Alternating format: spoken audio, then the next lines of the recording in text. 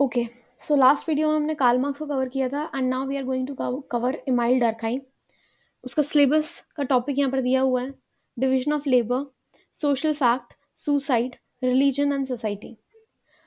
अब हम लोग ये कर रहे हैं कि रिवर्स ऑर्डर में चलेंगे। पहले तो 22 से 2013 तक के रिवर्स ऑर्डर में चलेंगे and then we will cover 2019 से पहले जितने भी थे। तो ऐसा हो सकता है कि एक दो क्वेश्चन रिपीट हो जाए, मतलब सेम ईयर के रिपीट हो जाए, बट हमारा एम है मैक्सिमम क्वेश्चन कवर करना। अगर एक दो क्वेश्चन रिपीट हो जाता है तो कोई दिक्कत नहीं, लेकिन कोई क्वेश्चन छूटना नहीं चाहिए। Okay, let's start. Durkheim argued that society is more than the sum of individual acts. डरकहाइम कहते हैं कि जो सोसाइटी है वो एक इंडिविजुअल के एक्ट से बढ़कर भी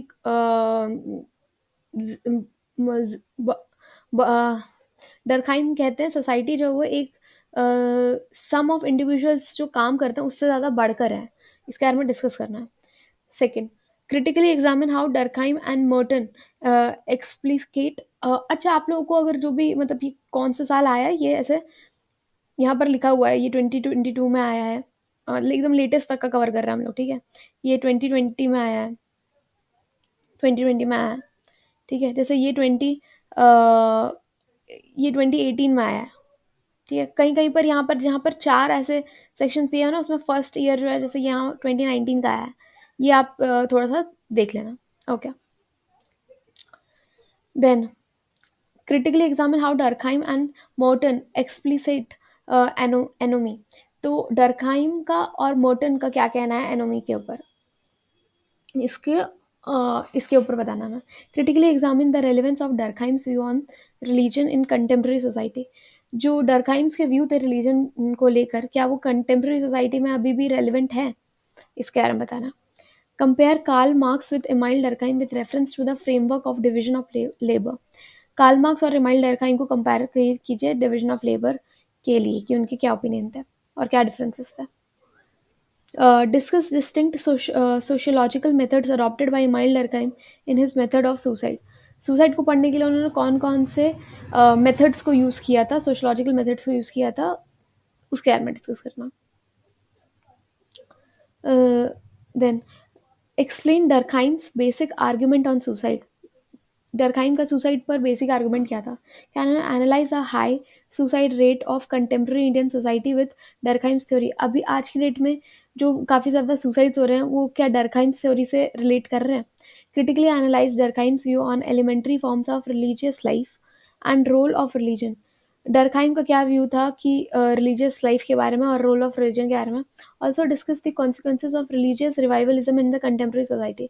और रिलीजन जो फिर से उभर के आया है आज के प्रेजेंट टाइम में, उसके बारे में डिस्कस करना। What are the problems in observing social facts in Durkheim view.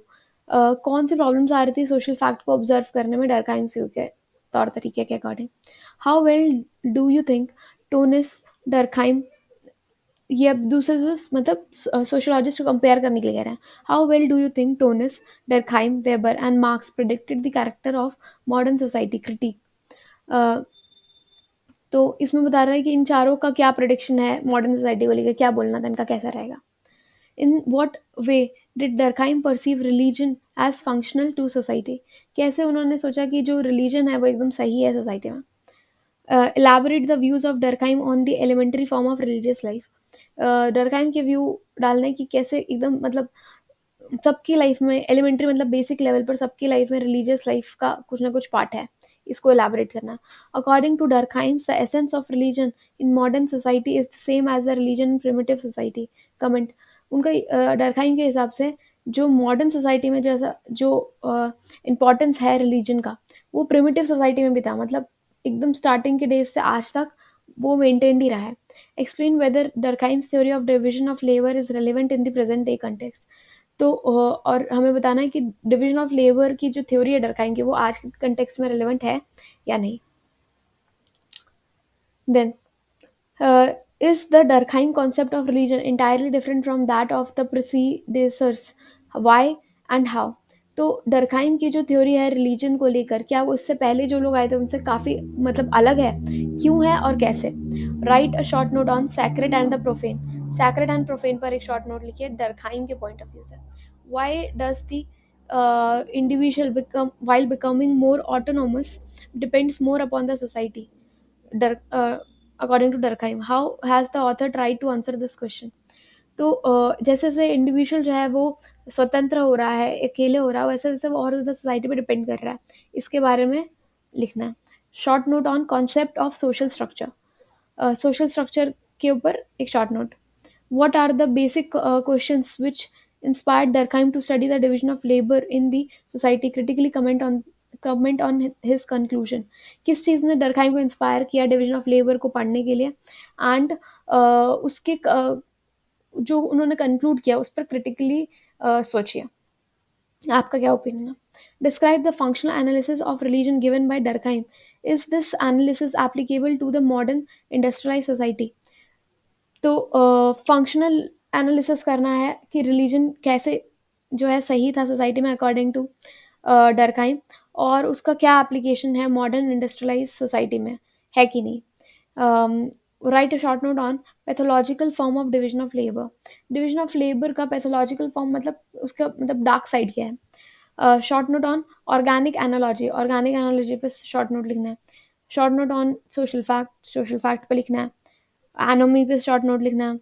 And division of labour and differences in social structure उस पर शॉर्ट नोट लिखिए। मतलब किस तरीके से काम डिवाइड हुआ और उसमें सोशल स्ट्रक्चर उससे कैसे बना। Not all facts about human behaviour are necessary social facts. जितने भी ह्यूमन बिहेवियर होते हैं वो ज़रूरी नहीं कि वो सोशल फैक्ट होते हैं। State the meaning social fact and the methods of studying them with reference to this statement. Social fact को पढ़िए और उसका रेफरेंस बताइए स्टेटमेंट से कि सारे जो ह्यूमन बिहेवियर है, not all facts about human behaviour are necessary social fact. मतलब ह्यूमन बिहेवियर का में पार्ट है लेकिन वो सोशल फैक्ट नहीं है। Okay, write short note on Gemeinschaft and of the communities and Gesellschaft type of communities. इन दोनों कम्युनिटीज के बीच में आपको शॉर्ट नोट लिखना है कि क्या डिफरेंस है और क्या सिमिलैरिटीज है। डिमाई Emile Durkheim has argued that the function of the division of labor in the society is that of the promotion of social solidarity. जो डिवीजन ऑफ लेबर है वो सोसाइटी को और ज़्यादा सॉलिड एक साथ बनाता है।